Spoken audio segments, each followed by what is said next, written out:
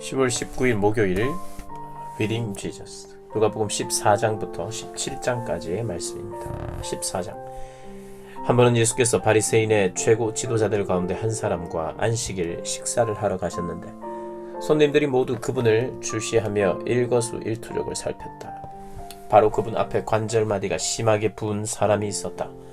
예수께서 그 자리에 있는 종교학자와 바리새인들에게 물으셨다. 안식일에 병을 고쳐도 되느냐 안 되느냐. 그들은 묵묵부답이었다. 예수께서 그 사람을 데려다가 고쳐주시고 돌려보내셨다. 그리고 나서 말씀하셨다. 여기 있는 사람 가운데 자기 자식이나 가축이 우물에 빠졌는데 당장 달려가서 끌어내지 않고 안식일이냐 아니냐를 따질 사람이 있느냐. 그들은 대답할 말이 없었다. 예수께서 식탁에 둘러앉은 손님들에게 계속해서 이야기해 주셨다. 사람들이 저마다 밀치고 상석에 앉으려는 것을 보시고 예수께서 말씀하셨다.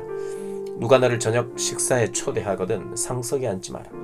주인이 너보다 더 중요한 사람을 초대했을 수도 있다.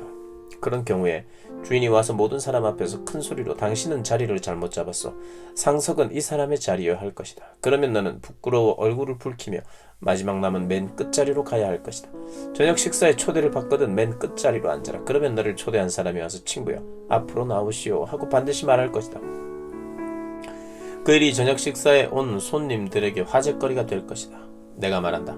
너희가 거만한 태도로 다니면 결국 코가 납작해지고 말 것이다. 그러나 너희가 너희 있는 모습을 그대로 인정하면 자기 자신보다 더 큰 존재가 될 것이다. 예수께서 자기를 초대한 사람에게 말씀하셨다. 다음번에 네가 저녁 식사를 베풀거든 네 친구와 가족과 잘 사는 이웃들 곧 호의를 갚을 사람들만 초대하지 마라. 한 번도 초대받지 못하는 사람들, 가난한 지역에 사는 소외된 사람들을 초대하여라. 그러면 네 자신이 복되고 또한 복을 경험하게 될 것이다. 그들은 호의에 호답할 수 없겠지만 하나님의 사람들이 부활할 때 그 호의에 대한 보답이 있을 것이다. 반드시 있을 것이다. 그 말에 손님 가운데 한 사람이 응답했다. 하나님 나라에서 저녁 만찬을 먹게 되는 사람은 정말 복이 있습니다. 예수께서 그 말을 이어받으셨다. 그렇다. 어떤 사람이 성대한 저녁 파티를 열어 많은 사람을 초대했다. 식사 시간이 되자 그는 초대받는 손님들에게 종을 보내 말했다. 오십시오. 음식이 다 준비되었습니다. 그러나 초대받은 사람들이 한 명씩 핑계를 대며 거절하기 시작했다. 한 사람은 나는 땅을 좀 샀는데 가서 둘러봐야겠다. 미안하다고 전해라 하고 말했다. 또 한 사람은 나는 방금 소 5쌍을 샀는데 꼭 가서 부려봐야겠다. 미안하다고 전해라 하고 말했다. 또 한 사람은 나는 신혼이라 집에 있는 아내에게 가봐야 한다 하고 말했다. 종이 돌아와서 주인에게 사정을 보고했다. 주인은 격분해서 종에게 말했다. 어서 시내의 큰 길과 골목길로 나가거라. 가서 제대로 된 식사가 필요한 사람들, 소외된 사람과 노숙자와 불쌍한 사람들을 눈에 띄는 대로 모아서 이리로 데려오너라. 종이 다시 보고했다. 주인님, 명령하신 대로 했는데도 여전히 자리가 남습니다. 주인이 말했다. 그렇다면 길거리로 가서 아무나 만나는 대로 데려오너라. 나는 내 집이 가득 차기를 원한다. 내가 너희에게 말한다. 처음에 초대받은 사람들 가운데는 아무도 내 저녁 파티에 먹지 못할 것이다. 하루는 많은 무리가 예수와 함께 걷고 있는데 예수께서 돌아서서 그들에게 말씀하셨다. 누구든지 내게 오려는 사람은 아버지와 어머니, 배우자와 자녀, 형제, 자매 그리고 자기 자신까지 내려놓지 않고서는 내 제자가 될 수 없다. 누구든지 자기 십자가를 지고 내 뒤를 따라오지 않는 사람은 내 제자가 될 수 없다. 새 집을 지을 계획이라면 집을 다 지을 수 있을지 비용을 계산해보지 않을 사람이 누가 있겠느냐. 기초만 놓았는데 돈이 다 떨어졌다면 너희는 아주 어리석은 사람으로 보일 것이다. 지나가는 사람마다 이 사람이 끝내지도 못한 일을 벌였구나 하고 손가락질하며 너희를 비웃을 것이다. 또 너희는 병사 1만 명으로 병사 2만 명을 가진 왕을 당해낼 수 있을지 판단해보지도 않고 전쟁에 나가는 왕을 상상할 수 있겠느냐. 만일 당해낼 수 없다고 판단하면 밀사를 보내 휴전을 맺지 않겠느냐. 간단히 말하겠다. 계획이든 사람이든 너에게 가장 소중한 것과 기꺼이 작별할 각오가 없으면 너희는 내 제자가 될 수 없다. 소금은 좋은 것이다. 그러나 소금이 맛을 잃으면 아무 때도 쓸모없는 무용지물이 되고 만다. 너희는 듣고 있느냐? 정말로 듣고 있느냐? 15장. 평판이 좋지 않은 많은 사람들이 예수 주변에 머물며 그분의 말씀을 열심히 듣고 있었다. 바리새인과 종교학자들은 이것이 전혀 달갑지 않았다. 그들은 화가 나서 투덜거렸다. 이 사람이 죄인들을 받아들이고 함께 식사하며 그들을 오랜 친구처럼 대한다. 그들이 불평하자 예수께서 다음 이야기를 들려주셨다. 너희 가운데 한 사람에게 양 100마리가 있는데 한 마리를 잃어버렸다고 하자. 너희라면 99마리를 들판에 두고서 잃은 양 한 마리를 찾아다니지 않겠느냐. 그러다가 찾으면 너희는 그 양을 어깨에 메고 즐거워하며 집에 돌아와서는 친구와 이웃들을 불러 이렇게 말할 것이다. 나와 함께 축하합시다. 내가 잃어버린 양을 찾았습니다. 내가 분명히 말한다. 구원이 필요하지 않은 99명의 선한 사람보다 구원받은 죄인 한 사람의 생명으로 인해 천국에는 더 큰 기쁨이 있다. 어떤 여자에게 동전 10개가 있었는데 하나를 잃어버렸다. 그렇다면 그 여자가 그 동전 하나를 찾을 때까지 불을 켜고 집을 뒤지며 구석구석 살피지 않겠느냐. 그러다가 찾으면 틀림없이 친구와 이웃들을 불러 이렇게 말할 것이다. 나와 함께 축하합시다. 내가 잃어버린 동전을 찾았습니다. 내가 분명히 말한다. 잃어버린 한 영혼이 하나님께 돌아오면 그때마다 하나님의 천사들이 바로 그와 같이 파티를 벌이며 축하한다. 예수께서 말씀하셨다. 어떤 사람에게 두 아들이 있었다. 둘째 아들이 아버지에게 말했다. 아버지, 제가 받을 유산을 지금 당장 주십시오. 아버지는 재산을 두 아들의 몫으로 나누었다. 얼마 지나지 않아 둘째 아들은 짐을 싸서 먼 나라로 떠났다. 거기서 그는 제멋대로 방탕하며 살면서 가지고 있던 재산을 다 날려버렸다. 돈이 다 떨어졌다. 그때에 그 나라 전역에 심한 기근이 들었고 그는 구차한 형편에 처하게 되었다. 그는 그 나라에 사는 한 사람에게 일감을 얻어 들판에 나가 돼지 치는 일을 하게 되었다. 그는 배가 너무 고파서 돼지 구정물 속에 옥수수 속대라도 먹고 싶었지만 그것마저 주는 사람이 없었다. 그제야 정신을 차린 그가 말했다. 내 아버지 밑에서 일하는 일꾼들도 식탁에 앉아 하루 3끼를 먹는데 나는 여기서 굶어 죽는구나. 아버지께 돌아가야 되겠다. 가서 아버지, 제가 하나님께 죄를 짓고 아버지 앞에 죄를 지었습니다. 저는 아버지의 아들이라 불릴 자격도 없으니 저를 품꾼으로 받아주십시오 하고 말씀드리자. 그는 바로 일어나서 아버지가 있는 집으로 갔다. 그가 아직 멀리 있는데 아버지가 그를 보았다.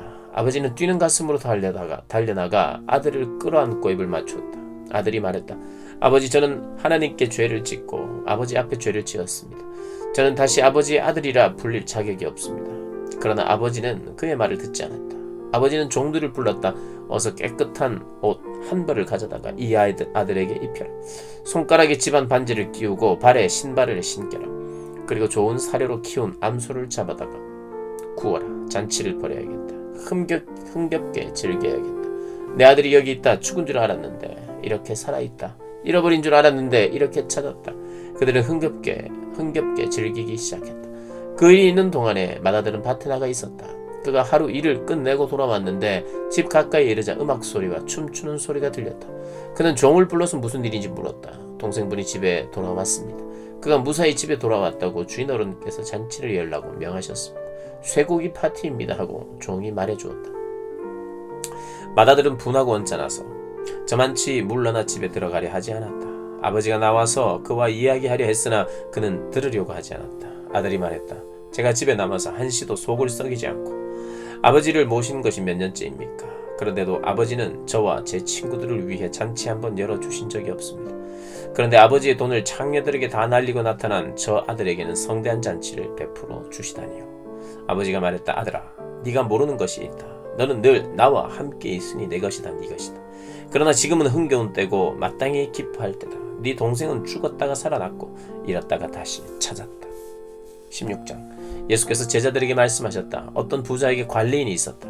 관리인이 지기를 남용해서 사사로운 지출이 크게 늘고 있다는 보고가 주인에게 들어갔다. 그래서 주인은 그를 불러들여 말했다. 너에 대해 들려오는 이야기가 어찌 된 것이냐. 너를 해고하겠다.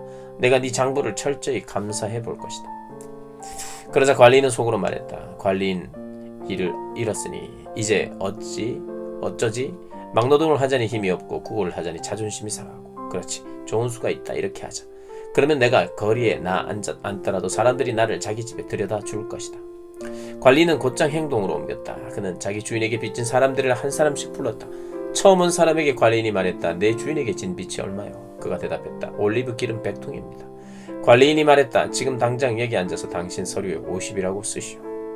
다른 사람에게 말했다. 당신은 무슨 빚을 졌소? 그가 대답했다. 밀 100부대입니다. 그가 말했다. 당신 서류를 가져다가 80이라고 쓰시오. 자, 여기에 놀라운 소식이 있다. 주인은 이 부정직한 관리인을 칭찬했다. 왜 그랬겠느냐? 그가 제 앞가림을 할 줄 알았기 때문이다. 세상 물정에 밝은 사람들이 이 점에 있어서는 법을 잘 지키는 시민들보다 영리하다. 그들은 늘 빈틈이 없고 온갖 수단을 꾀하며 수완을 발휘해서 살아남는다. 나는 너희도 그런 식으로 옳은 것을 위해 영리해지기를 바란다. 모든 역경을 생존을 위한 창조적인 자극제로 삼고 가장 본질적인 것에 너희 관심을 집중하여라. 그러면 너희는 선한 행동에 만족하면서 그저 그렇게 사는 것이 아니라 참으로 살게 될 것이다. 예수께서 계속해서 말씀하셨다. 너희가 작은 일에 정직하면 큰 일에도 정직할 것이다. 너희가 작은 일을 속이면 큰 일도 속일 것이다. 너희가 작은 일에 정직하지 못하면 누가 너희에게 가게를 맡기겠느냐. 두 명의 사장을 위해 일하는 직원은 없다. 하나는 미워하고 하나는 사랑하거나 하나는 떠받들고 하나는 얕보게 된다. 너희가 하나님과 은행 둘 다를 섬길 수는 없다. 돈을 밝히는 무리인 바리새인들이 이 말씀을 들었다. 그들은 눈을 부라리며 그분을 현실을 모르는 대책 없는 사람으로 치부해버렸다. 그러자 예수께서 그들에게 말씀하셨다. 너희는 다른 사람들 앞에 자신을 그렇듯하게 보이는 데는 달인이다. 그러나 하나님은 겉모습이 아니라 내면을 보신다. 이 사회가 보고 대단하다고 이르는 것을 하나님은 꿰뚫어 보시고 터무니없다 하신다. 하나님의 율법과 예언자는 요한에서 절정을 이루었다. 이제 하나님 나라의 기쁜 소식이 전파된다. 이것은 모든 사람의 마음을 끄는 초대다. 하나님의 율법이 한 글자라도 달아 없어지기 전에 먼저 하늘이 풀어지고 땅이 녹아내릴 것이다. 이혼법 규정을 구실 삼아 정욕을 덮으려는 것은 간음이다. 결혼법 규정을 구실 삼아 정욕을 덮으려는 것도 간음이다. 어떤 부자가 있었는데 그는 최신 유행하는 값비싼 옷을 입고 과시적으로 돈을 쓰면서 하루하루를 허비했다. 나사로라는 가난한 사람이 그의 집 문 앞에 버려져 있었는데 온몸이 종기투성이었다. 부자의 식탁에서 떨어지는 부스러기로 끼니를 때우는 것이 그의 인생의 소원이었다. 그에게 다가와서 그 몸에 난 종기를 핥는 개들이 그의 가장 가까운 친구였다.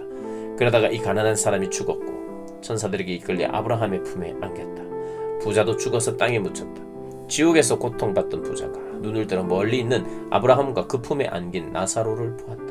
그가 외쳤다. 아버지 아브라함이여, 불쌍히 여기시고 자비를 베풀어 주십시오. 나사로를 보내서 그 손가락에 물을 찍어 제 혀를 시원하게 해주십시오. 제가 이 불 속에서 몹시 괴롭습니다. 그러자 아브라함이 말했다. 얘야, 너는 사는 동안에 좋은 것을 받았고 나사로는 나쁜 것을 받았다는 사실을 기억하여라. 여기는 그렇지 않다. 여기서는 그가 위로를 받고 너는 고통을 받는다. 게다가 너희와 우리 사이에 큰 수렁이 있어 우리 쪽에서 너희에게 가고 싶어도 갈 수 없고 너희 쪽에서도 아무도 우리에게 건너올 수 없다. 부자가 말했다. 그러면 아버지 부탁이 있습니다. 5 형제가 있는 내 아버지 집으로 나사로를 보내주십시오. 그가 그들에게 진실을 알리고 경고해서 그들만큼은 이 고통의 자리에 오지 않도록 해주십시오. 아브라함이 대답했다. 그들에게는 진실을 말해줄 모세와 예언자들이 있다. 그들한테 들으면 된다. 그가 말했다. 저도 압니다. 아버지 아브라함이여. 하지만 그들은 듣지 않습니다. 죽은 자들 가운데서 누군가 일어나 그들에게 간다면 그들도 자신들의 행실을 고칠 것입니다. 아브라함이 대답했다. 그들이 모세와 예언자들의 말을 듣지 않는다면 죽은 자들 가운데서 살아난 사람도 그들을 설득할 수 없을 것이다. 17장. 예수께서 제자들에게 말씀하셨다. 힘든 시련과 유혹이 오게 마련이지만 누구든지 그것을 초래하는 자는 불행하다. 이 사랑스러운 아이들, 어린 아이들 가운데 하나를 괴롭히느니 차라리 맷돌을 목에 두르고 깊은 바다를 헤엄치는 편이 낫다. 조심하여라. 네 친구가 잘못하는 것을 보거든 바로 잡아주어라. 그가 네 지적에 응하거든 용서하여라. 설령 너에게 하루에 7번 되풀이해서 잘못하더라도 그가 7번 미안하네, 다시는 그러지 않겠네 하거든 용서하여라. 사도들이 주님께 다가와서 말했다. 우리에게 더 큰 믿음을 주십시오. 그러자 주님께서 말씀하셨다. 너희에게 필요한 것은 더 큰 믿음이 아니다. 더 큰 믿음도 없고 더 작은 믿음도 없다. 너희에게 나달 하나만 한 믿음, 깨알 만한 믿음만 있어도 너희가 이 복나무더러 가서 호수에 뛰어들으라 하고 말할 수 있다. 너희가 말하면 그렇게 될 것이다. 너희 가운데 누가 종이 있는데 그 종이 밭을 갈거나 양을 치고 나서 들어왔다고 해보자. 너희라면 그의 겉옷을 받아주고 식탁을 차려주며 그에게 앉아서 먹으라 하겠느냐? 오히려 저녁을 준비하여라. 옷을 갈아입고 내가 커피를 다 마실 때까지 식탁에서 시중 들어라. 그런 다음에 부엌에 가서 저녁을 먹으라 하지 않겠느냐. 종이 당연히 해야 할 일을 했다고 특별히 감사를 받더냐. 너희도 마찬가지다. 너희는 당연히 해야 할 일을 끝내고 나서 일을 마쳤습니다. 명령하신 대로 우리가 했습니다 하고 말라해라. 예수께서 예루살렘으로 가시는 길에 마침 사마리아와 갈릴리 경계를 넘어가셨다. 예수께서 한 마을에 들어가시다가 나병 환자 10명을 만나셨다. 그들은 거리를 두고 서서 목소리를 높여 외쳤다. 주 예수여, 우리를 불쌍히 여겨 주십시오. 예수께서 그들을 유심히 보시며 말씀하셨다. 제사장들에게 가서 너희 몸을 보여라. 그들은 갖고 가는 길에 그 몸이 깨끗해졌다. 그들 가운데 한 사람이 자기가 나은 것을 알고는 하나님께 소리 높여 감사하고 영광을 돌리며 가던 길을 되돌아왔다. 어떻게 다 감사해야 할지 몰랐던 그는 예수의 발 앞에 무릎을 꿇었다. 그는 사마리아 사람이었다. 예수께서 말씀하셨다. 10사람이 낫지 않았느냐? 9사람은 어디 있느냐? 돌아와서 하나님께 영광을 돌린 사람이 이 이방인 말고는 아무도 없느냐? 예수께서 그에게 말씀하셨다. 일어나 가거라. 네 믿음이 너를 낫게 하고 너를 구원했다. 바리새인들이 하나님 나라가 언제 오는지 따져 묻자 예수께서 대답하셨다. 하나님 나라는 너희가 달력을 보고 날짜를 세고 있다고 해서 오는 것이 아니다. 누가 여기를 보아라 하거나 저기 있다 한다고 해서 오는 것도 아니다. 이유가 무엇이겠느냐? 하나님 나라는 이미 너희 가운데 있기 때문이다. 예수께서 계속해서 제자들에게 말씀하셨다. 너희가 인자의 날들 중에 단 하루라도 보고 싶어 애타게 사모할 때가 오겠으나 보지 못할 것이다. 사람들이 너희에게 저기를 보아라 하거나 여기를 보아라 할 것이다. 그런 허튼 말에 절대 속지 마라. 너희가 보러 나간다고 해서 인자가 오는 것을 볼 수 있는 것은 아니다. 인자는 올 때가 되면 온다. 번개가 한 번만 쳐도 온 하늘이 환해지지 않느냐? 인자의 날도 그럴 것이다. 그러나 먼저 인자가 많은 고난을 당하고 이 시대 사람들에게 버림을 받아야 한다. 인자의 때도 노아의 때와 같을 것이다. 노아가 방주에 오르던 그날까지도 사람들은 모두 평소처럼 지내며 시시덕거리고 즐겼다. 홍수가 나서 모든 것을 쓸어버릴 때까지 그들은 아무런 느낌도 낌새도 채지 못했다. 롯의 때도 마찬가지였다. 롯이 소돔에서 나오고 화염이 폭풍처럼 쏟아져 모든 것을 바싹 태우던 그날까지도 사람들은 평소대로 시시덕거리고 즐겼다. 인자가 나타나는 때도 그처럼 갑작스럽고 전면적일 것이다. 그날이 올 때에 너희가 마당에서 일하고 있거든 무엇을 가지러 집으로 들어가지 마라. 밭에 나가 있거든 겉옷을 가지러 돌아가지 마라. 롯의 아내가 어떻게 되었는지 기억하여라. 너희가 너희의 목숨을 붙잡고 매달리면 목숨을 잃겠지만 그 목숨을 놓으면 하나님의 목숨을 얻을 것이다. 그날에 두 남자가 한 배에서 고기를 잡다가 한 사람은 데려가고 다른 한 사람은 남겨질 것이다. 두 여자가 한 부엌에서 일하다가 한 사람은 데려가고 한 사람은 남겨질 것이다. 제자들이 이 모든 말씀을 받아들이려는 마음에서 말했다. 주님, 어디에서 그런 일이 있겠습니까? 주님께서 그들에게 말씀하셨다. 독수리들이 맴도는 것을 잘 보아라. 독수리들이 먼저 시체를 찾아낼 것이다. 그 일은 내 죽음 주위에서 시작될 것이다. 아멘.